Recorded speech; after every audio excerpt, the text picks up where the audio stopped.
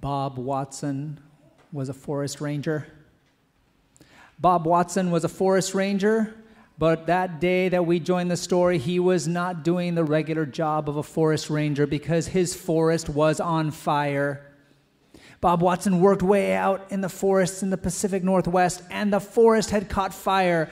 And now the firefighters were all flowing into the forest from all the surrounding counties, trying to fight this fire that was leaping from tree to tree, burning hundreds and thousands of trees down to the ground.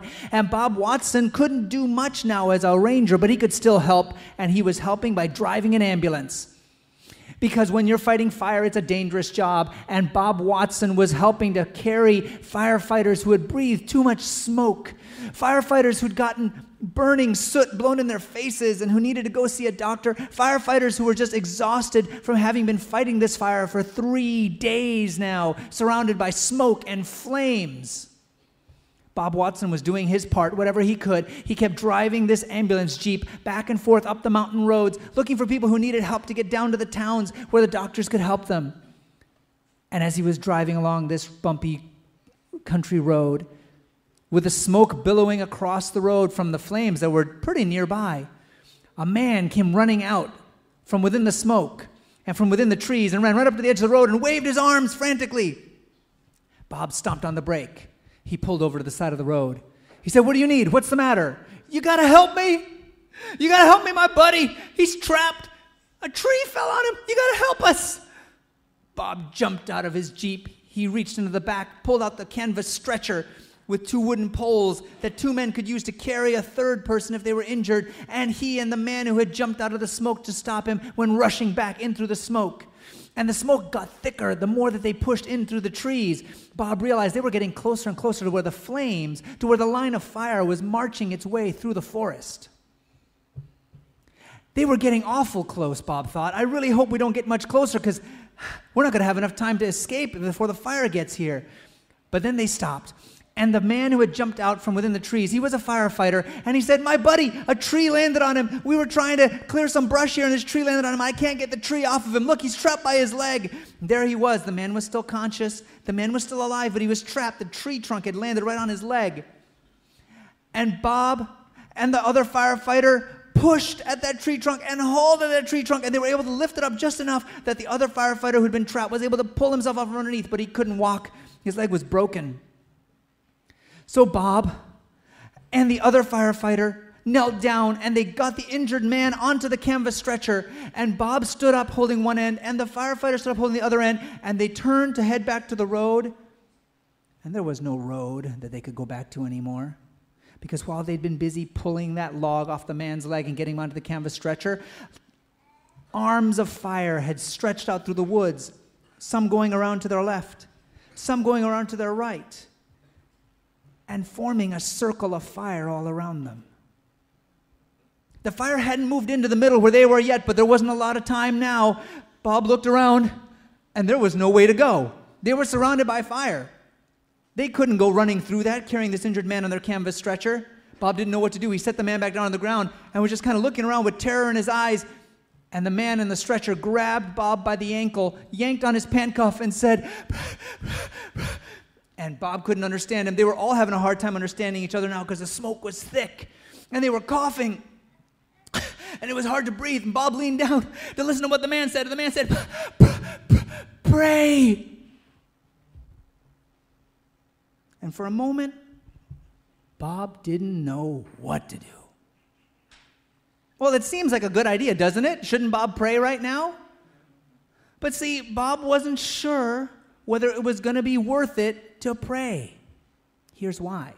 The last time Bob had prayed had probably been 15 or 20 years before, when he was a young guy. Maybe he'd just grown up. Maybe he'd just moved away from his family's home. He had used to go to church. He had used to go to prayer meeting. He used to go to a church school. He used to read his Bible. He used to pray.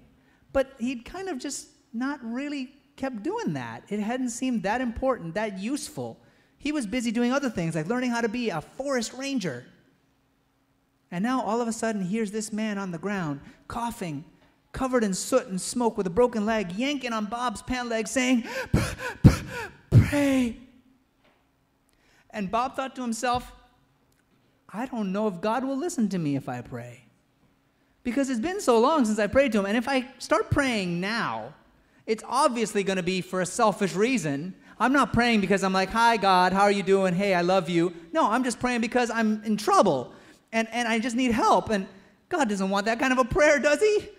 God wouldn't listen to me, would he? But Bob looked around, and in that second of time that he'd been thinking all these things, the fire had not gone away, and the smoke had not gotten any less. And Bob thought, you know what? There's nothing else I can do. I guess I'll pray. So Bob dropped to his knees right next to the man on the canvas stretcher. The other firefighter dropped to his knees, and Bob prayed. It was just a quick prayer. It was probably something along the lines of, God, get us out of here. God, we need help. Get us out of here. And if you can get us out of here, I'll live my life different. I'll follow you. Please, God. And as Bob finished praying, he heard a voice. And the voice said, go to the right. He looked at the man on the stretcher, and he said, what did you say? The man said, I didn't say anything. He looked at the man at the other end of the stretcher who was getting ready to carry it again, and he said, what did you say? The man said, I didn't say anything. Bob said, well, I clearly heard somebody just tell me, go to the right. Well, let's go, said the firefighter. Let's go to the right. Let's go somewhere. So they picked up the stretcher, and they looked to the right, and it looked like it was just covered in flames and smoke. But as they took a couple steps that way, they realized, no, it was a little bit of a trick of the light. There was fire there and fire there, but there was a little narrow passageway, if you curved just right, where there were two trees that weren't on fire, and they went through them, and they were still surrounded by smoke. They could barely see, and as they kept walking forward a few more steps, all of a sudden, Bob fell, and it was the best fall he'd ever had in his life, because when he fell, the next sound he heard was splash. And it's so good to hear a splash of water when you're surrounded by fire. It was a river. Bob yanked the man in the stretcher into the river. He told the guy behind him, get in here. They jumped into the river. They took that canvas stretcher. They soaked it in the water. They all sat in the water. It wasn't a very deep river, but by sitting down low, they could have just their faces above the water. They took the canvas stretcher. They soaked it in water and put it over their heads and held it up a little above the water. They had a little pocket of air.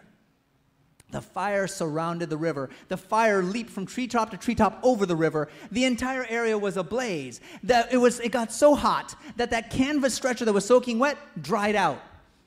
They all held their breath. They dunked under the water with the canvas stretcher. They brought it back up. They kept breathing under that wet canvas stretcher. They did that 4 or 5 times before finally the fire had passed them by, leaving just smoking, tumbled down trees. And when Bob and the other firefighter got the man on the canvas stretcher back into the stretcher, back into the Jeep, back down to the town, the whole way, Bob kept thinking to himself, God heard me. God listened to me. I don't know why he did. He shouldn't have, because I haven't been talking to him at all for years. I haven't paid any attention to him, and yet he listened to me. I'm going to keep my promise. I'm going to return to God. I'm going to come back to God. I'm going to live a different life. And you know what? It is true. From then on, this is a true story. Bob Watson lived a different life. He returned to God, and he followed him, and he did keep in relationship with God. But I want you to know something else. God did not return to Bob Watson. And you might wonder to yourself, what does he mean by that? What do you mean God didn't return to Bob Watson? God helped him out right there. Somebody talked to him in his ear. Somebody brought him right to a river to save his life. But no. God didn't return to Bob Watson because God had never left. And he won't leave you either. Let's bow our heads. Thank you, Heavenly Father, that you love us, that you never leave us, that you promised us in the Bible that you will never leave us or forsake us, that you'll be with us through water, through fire, through all sorts of danger. Help us to believe that. Amen.